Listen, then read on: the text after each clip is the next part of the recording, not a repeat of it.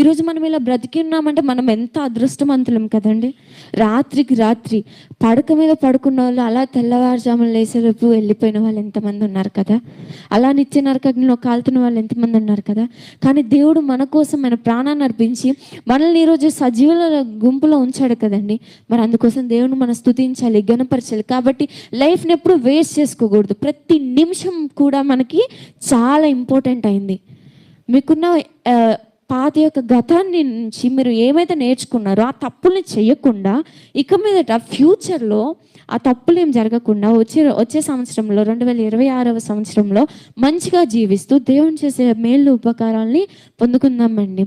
చూడండి, అయిపోయిందని మనం ఎలాగో తీసుకురాలేము. కాబట్టి మనం ఇక మీదటైనా మంచిగా ఉంటే దేవుడు చేసే ప్రతి ఒక్క మేలు కూడా మనము అనుభవించగలమండి. ఎప్పుడైనా కానీ అసలు నెవర్ గివ్ అప్ అండి. ఎప్పుడు కూడా ఆగిపోకండి. ఇది అయిపోయింది, సో ఇక్కడితో నా లైఫ్ అయిపోయింది అని చెప్పి ఆగకండి. దేవుడు చూస్తున్నాడు. దేవుడు మనం చేసే ప్రతి ఒక్క పనులను చూస్తున్నాడండి. యెహోవా కన్నులు లోకమందంతటా సంచరించుచున్నవి, అవి మంచి వారిని చెడ్డవారిని చూచుచున్నవని ప్రాబ్స్లో మనం సామెతల్లో చూసినట్టు దేవుడు మనల్ని చూస్తున్నాడు. మనం చేసే ప్రతి ఒక్క పనిని చూస్తున్నాడు.